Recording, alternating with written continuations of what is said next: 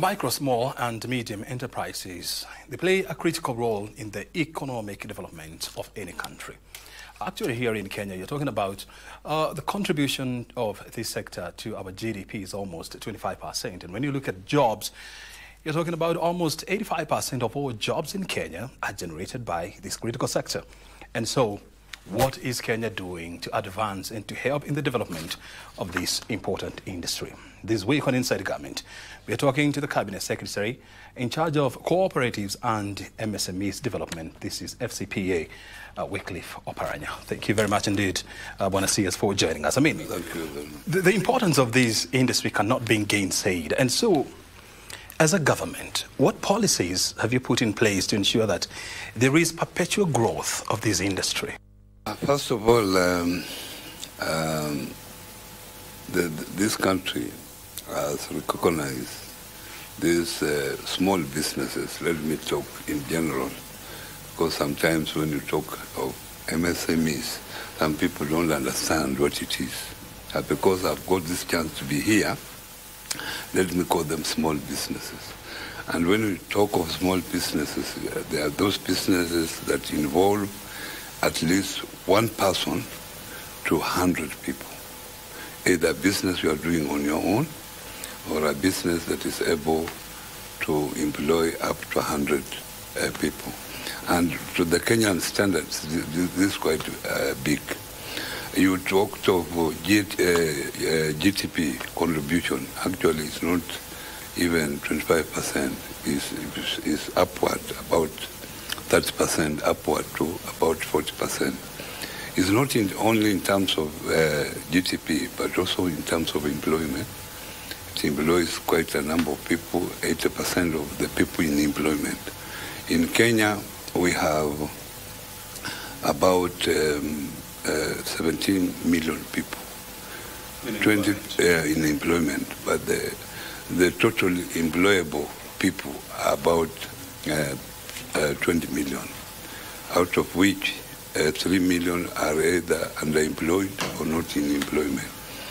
Out of the 17 million, 2 million are employed in the regular national government or county governments.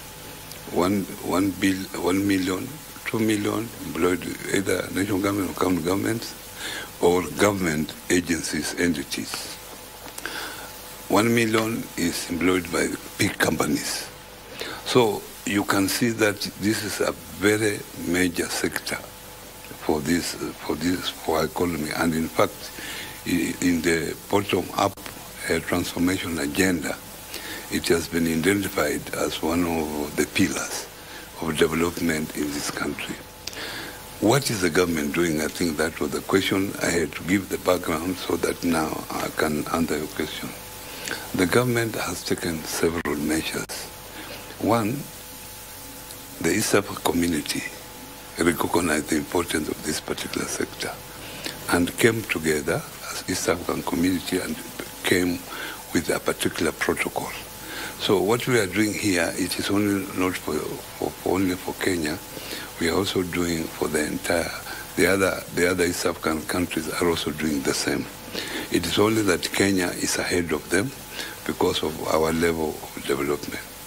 The first thing is that to make sure that these particular small businesses are formalized, because most of them are informal. So if they are in the formal sector, it is very difficult to help them. Until now, you formalize, you put them together, you capacity build them, you tell them how they will do the business, and they are licensed. And you find that most of the licensing is done at the county level. Yeah. So when they are licensed, then now they are in the formal sector. They can be registered as taxpayer.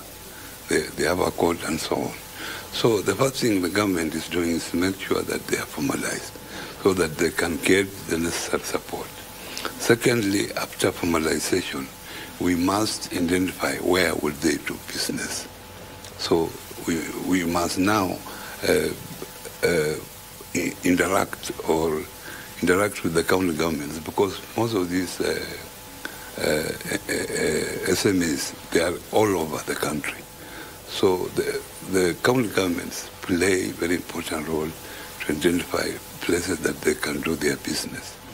Before, the national government used to do it through Kenya Industrial Estate. So there are Kenya Industrial Estate sheds all over the country.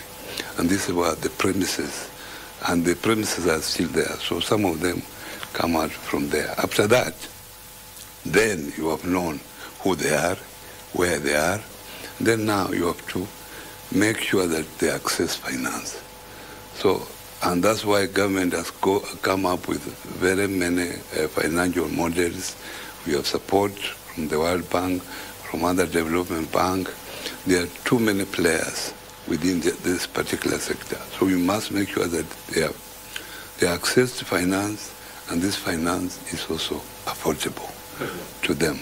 And that's why we have funds like Hustler Fund, to make sure that these people have access to the finances. And when they have had finances, they are now producing their products. We must make sure that there is market for these particular items that they are producing. But before even they reach there, we must also capacity build them. They know how to handle the finances, the basic bookkeeping, they know them. And then now we can move them into production, and then we look for the market, and also make sure that they have the necessary skills to produce, because as they produce, they are competing with others. They are competing with others in East Africa. So because this is now a common market. So we must make sure that the goods they produce, they are of high quality, that they can be able to export them. And then lastly, that there is common information. They have information about the market. They have information about the skills in the market. They have information about the product. So information is also important to them. Now, finally, what we are doing, we had not organized these particular MSMEs together. Now we are going to carry out a survey to know who is where, so that we are able to put them together. And when they are together, if they are not able to afford some of the machinery, assuming they are in manufacturing, we are able to give them machinery so that they can access that machinery, what we call common user facility, so that they can now progress. So the government is actually doing a lot, and I can talk and talk and talk. I just want to take you back to history, back in 1965, when Kenya developed the Sessional Paper number 10. And this document identified small businesses, though then they were not known as MSMEs. They were called small businesses. And the government came up with a plan, and that's how ICDC was developed, so that it can offer soft loans to small organizations that are trying to come up. Institutions like Kenya Development Bank, were also developed. And when you look at Sessional Paper number 5 of 2020, it has identified 10 challenges that SMEs are facing in this country. One of them you have addressed is the issue of finances, informalities, bookkeeping, and so much. And so, as a ministry, how are you working with SMEs to address their challenges? First of all, I want to bring you back to the Session Paper of 1965. You say 1965, isn't it? This sector was identified at that time, and at that time, Kenya Industrial Estate was actually formed. Kenya Industrial Estate was actually meant to incubate these small businesses. ICDC was more advanced. It was now after you have been incubated with small loans. Even at the moment, you find that KIE, which is under this ministry, Kenya Industrial, under this ministry, is still doing the same purpose. They give loans up to 20 million. You can get as low as 100,000 up to 20 million. And it is mainly mainly in the machinery sector, that is manufacturing, because we feel that with manufacturing is where we can attain one, skilled labor, and secondly, more faster development, because manufacturing is able to employ more people than this other service industry. And apart from employment, then the skills, there is more skill development than a service industry. Now, when I came here, you are aware that this particular department, this MSMEs was scattered all over in the various ministries. Some were in agriculture, some were in trade, some were in industry. Now they have all been consulted together within this ministry. So first of all, when I came here, first thing was to get the necessary manpower to drive this particular agenda. If you have looked in the press recently, we have advertised for quite a number of positions within the Public Service Commission to make sure that now we move this particular sector. Secondly, I have brought key stakeholders on board, like KEPSA, like the Association of Manufacturers, Association of Bankers, Kenya National Chamber of Commerce, and others. I brought them on board to make sure that this particular organization that has been there for a long time and have been dealing with these small businesses, we come together and they are able to tell the government what are the problems being encountered with this small business. We cannot sit here as a government and assume that we are solving the problem when we actually don't know their really problem. We can know it's finances, but is finances the only one? Or if we give them finances, are they able to sustain that particular finance? So I have come up with a platform where we are engaging the key sectors in this particular sector so that we discuss together. And in fact, I was supposed to have a meeting with them last Friday, but unfortunately, because of my commitments, I could not. But we are going to have it this Saturday so that we discuss what are their problems. And then the other issue that we are doing, as I have mentioned before, we are now doing survey to know where these people are so that we are able also to know where they are, because you might say they are in Northeastern, these particular people, when they are not there. And also know their problem, because their problems may vary from one region to the other. What the Northeastern are experiencing might not be the same, or like what Nairobi is experiencing, like what Nyanza, and so on. So that is what we are trying to work with them so that we actually now target the real problems. Mm-hmm. Yeah. You see, when you look at this industry, I mean, and you're talking about the issue of informalities, and this industry is called a major one in 2012 when finally Kenya became the first country, on this side of Sahara, to have an act specifically targeting the SMEs. And I'm talking about the SMEs Act of 2012. 14 years down the line, has this act changed the landscape, the feel, and the voice of SMEs? What I can really say is that it was important to have that act, the 2012 Act, small and it was now micro and small enterprises.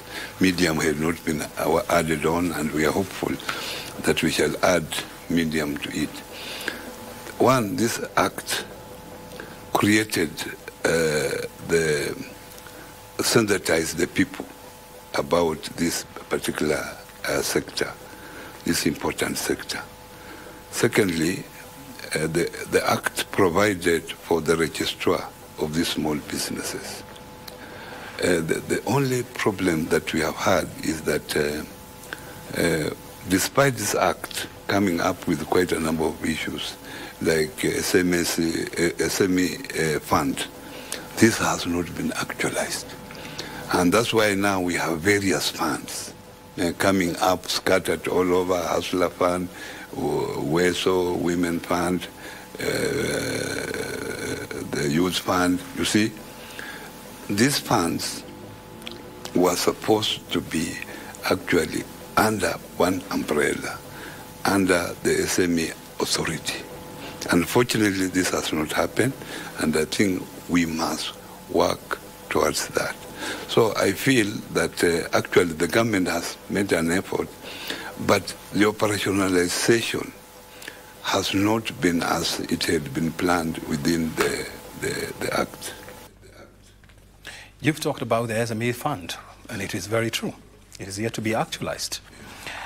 I just want to take you back to the year 2020 when, the world was battling the COVID-19 pandemic. And back then, in 2021, the Central Bank of Kenya said that almost 80% of small businesses in Kenya were on the verge of collapsing because of lack of capital flow and the fact that businesses were closed. And it was calling for the setting up of funds to help SMEs, deal with this challenge. Are you looking at a situation whereby you're going to give the SME fund priority as part of your project? I can sincerely tell you that as a government, we have realized and recognized the fact that this particular sector has been struggling, and any new startup has collapsed within 3 years. Yeah, and that's the trend. And any new startup, even if they go to the bank, they cannot be given any financial support. They have to have been in the market for more than three years to be able to get some funding from the banks. And that's why we have sort of come up with government funds, those particular funds that I have mentioned previously, to support this particular, the SMEs, to support them. So I feel that with the coming up with the startup bill, the startup bill is within the Senate. Unfortunately, it was a private member's bill, and we are hoping that with what we have come up with as a ministry, we can agree with the private member and we put it together. And now with the startup bill focusing to the issues that affect this particular small business within the first 3 years, I'm very hopeful that we will move on. Mm-hmm. Let's look at the issue of the role of SMEs in the region. I mean, the East African community is very deliberate when it comes to the advancement of SMEs. And when you go through the EAC Vision 2050, it talks about capacitating SMEs to become the key drivers of economic development as well as manufacturing in the region. And you rightly put it, that Kenya is ahead of the others in the region. What are we doing to help our peers to get to where Kenya is in terms of capacitating and developing SMEs? The problem has been the finances. And fortunately, I'm happy that quite a number of development partners have come in. Within this ministry, the World Bank has come up with Nyota project, which is meant to train young people to be entrepreneurs. That is one objective of it. The second objective is also to train young people to be employable. Of course, we have also to look at employment on one aspect, and we can't say everybody will be a business person. So we are looking at the two at the same time. We have also a World Bank project called KJET, which is also meant to assist young people or the people in this particular sector, the small businesses, to make sure that they acquire the necessary tools, the machinery or what, and that the government is able to finance 70%, and the small businesses are able to finance 30%. So you can see that actually, despite the fact that the government is also trying on its own, we have quite a number of development partners that have come on board to help us. Even today, I was talking to UPA Bank. They have also come in with $285 million to support that particular sector. And even the other financial institutions have met the Equity Bank. They are also on board to really help. So when I think it comes to funding, it's only the process, but the funds themselves, they're actually available. And we need to sensitize these people.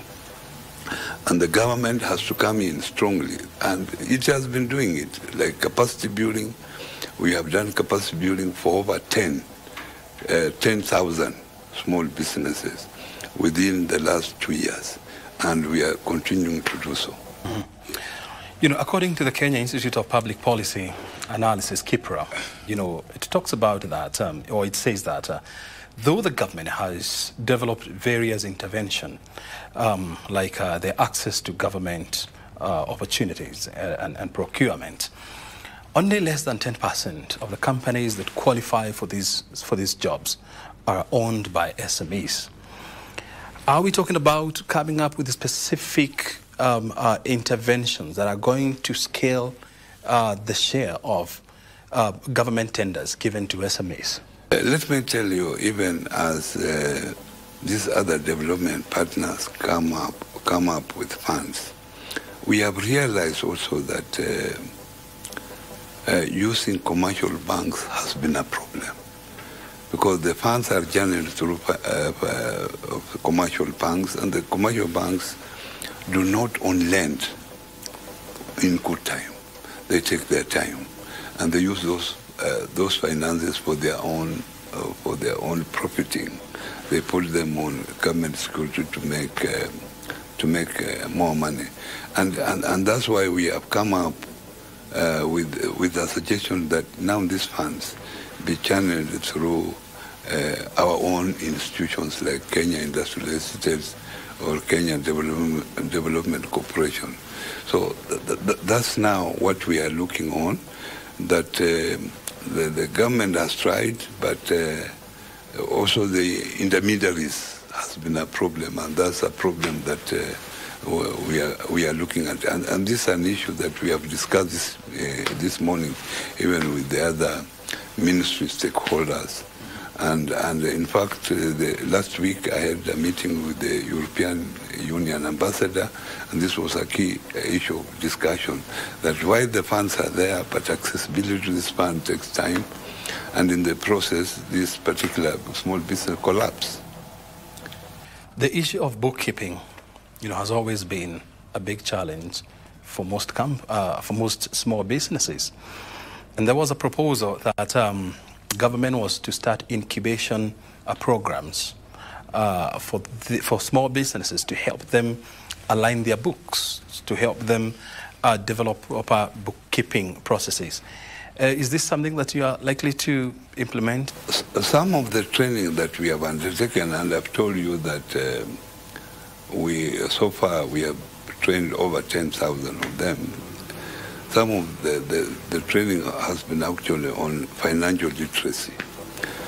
But of course, because of sometimes the level of education of some of the shareholders becomes also an issue. But we have promoted IT. There are now softwares within the market that we will encourage this particular the shareholders of small businesses to access, so that it can help them in bookkeeping. Because it is very difficult at that level that you will have every small business to have a bookkeeper. It will be difficult, it will be expensive. But in the market, and we are able and we accept as a government, we propose to them that we are able to share the costs if they come on board, that they want support. I've told you already, we have a project where we can fund 70% and they are able to fund 30%. So if they came up with and we want to standardize. If we standardize it, and there are people who have been talking to me and they have suggested that with 30,000, you are able to get a bookkeeping system. And out of that, if we are paying 70% is 21,000, then the small business can be able to pay the balance, which is 9,000. So we know that's a problem, and that's what we are trying to do.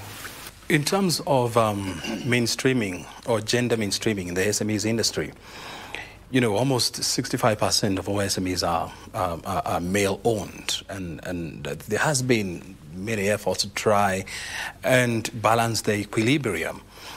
What is the government doing to help more women get into the SME sector, and not just to get in, but also to get the needed support so that they can also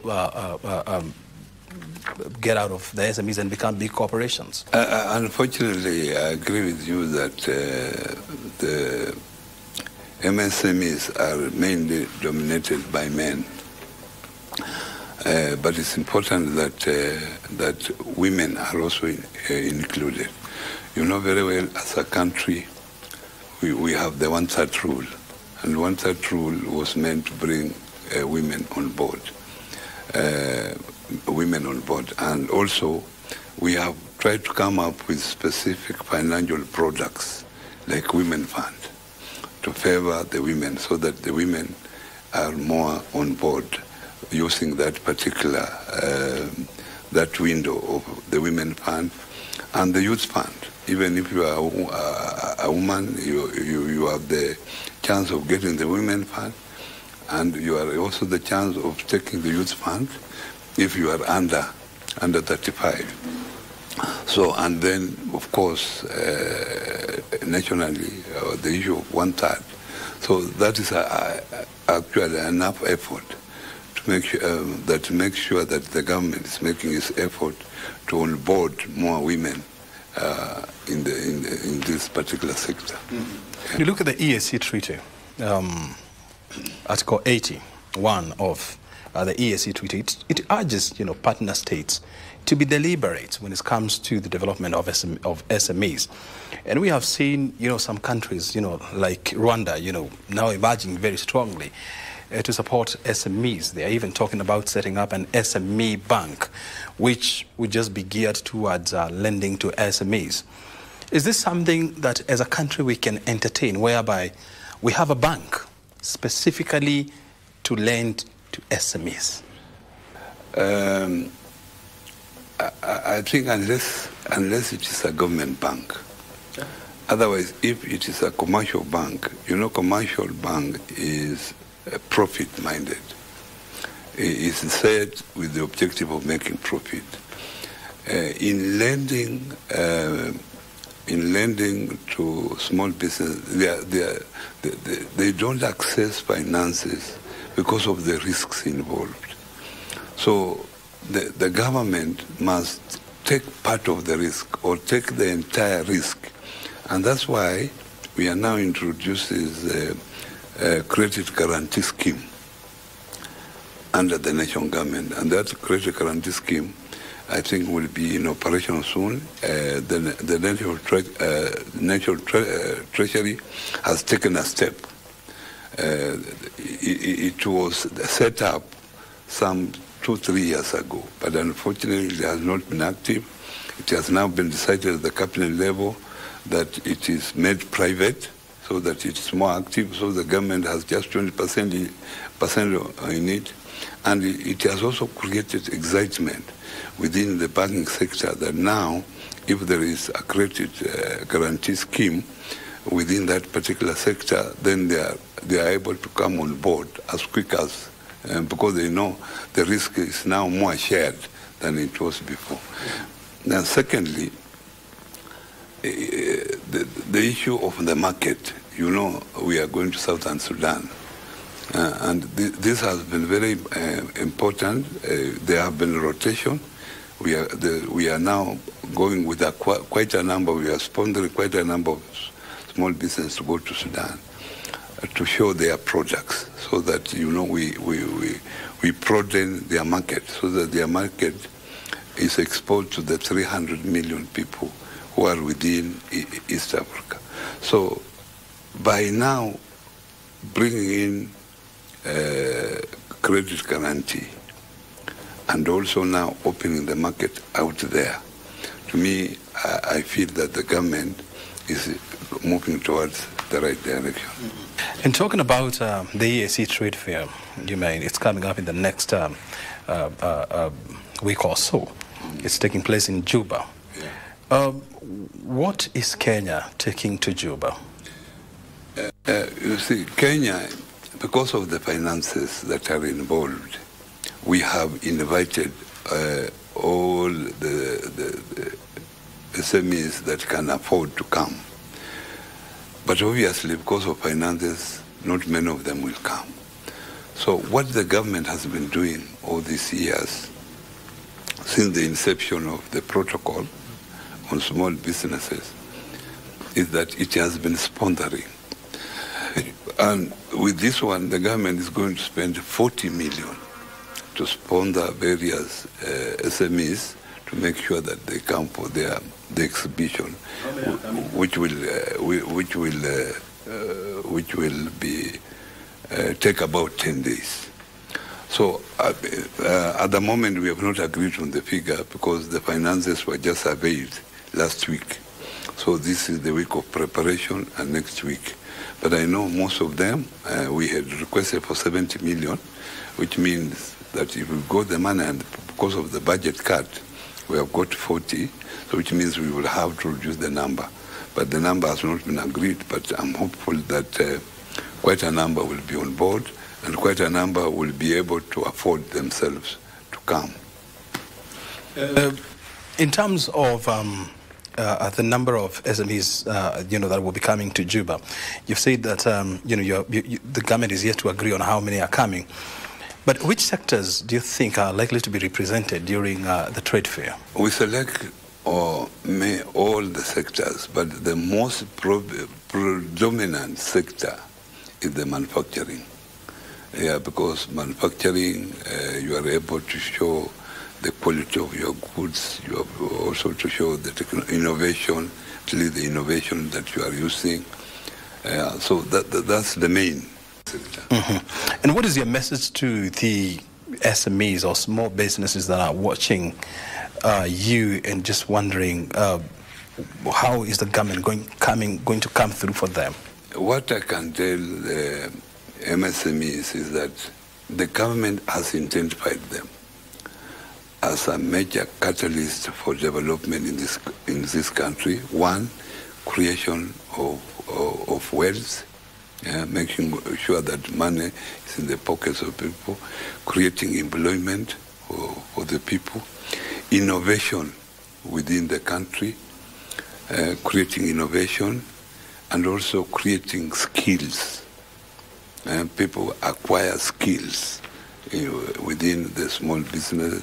Government has identified this, and government is ready to capacity build them, for them to progress. Government is ready to make sure that they have access to finances.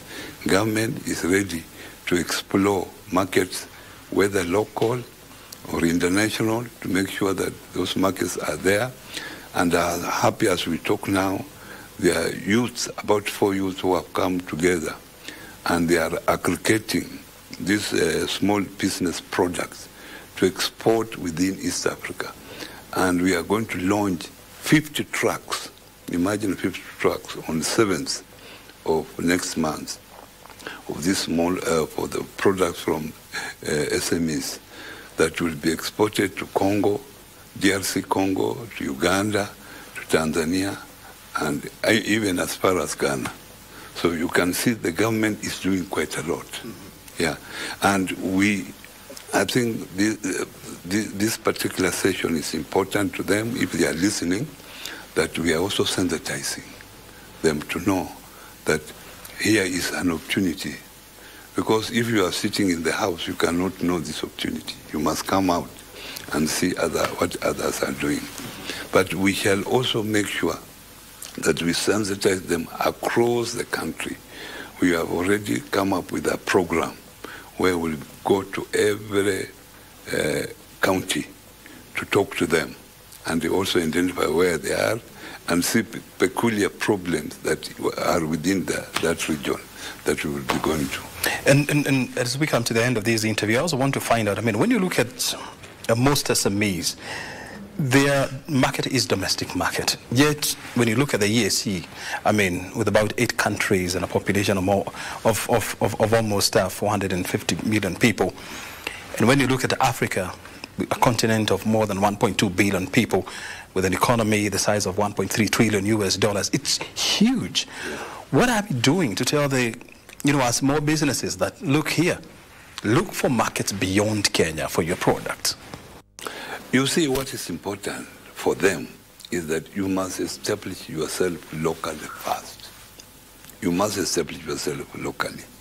You can't start off and start looking at the international markets, because before you export to the international market, the Bureau of Standards must come in, must certify your products. So if you are not trading within your own country and having comparisons, going for shows, ask shows and displaying your product, you cannot know how far you are. And you can also know that you cannot know that you can also export. Like the ones going to Juba, all of them must be certified by standards, Kenya National Standards, Bureau of Standards, Kenya Bureau of Standards, must be certified. So for a startup, the local market is important before you go for international. And now international, when you go to international, like what we are going to do in Southern Sudan, next year it will be here in Kenya, is when now you know that you can now improve your product or have now innovations. Innovations now come in. So local market, number one, before you go to stand on the international market. Is there any other message that you have for the small businesses? Let's use this opportunity to urge the young people that the government has given you an opportunity. Because I will plead with you, don't squander this opportunity. Not everybody can be employed, but nearly everybody can acquire skills to be an entrepreneur. And that's what we are doing as government. Bwana Waziri, thank you very much indeed for joining us and for your insight. Okay. Asante. I mean, we've been talking to the Cabinet Secretary for Cooperatives and MSMEs Development. This is FCPA Wycliffe Oparanya. His message is, SMEs, do not squander the opportunities presented to you by the government. Use it to advance and, of course, to develop your business. You have been watching Inside Government. My name is O'Brien Kimani. Thank you very much indeed for your time. Asante sana.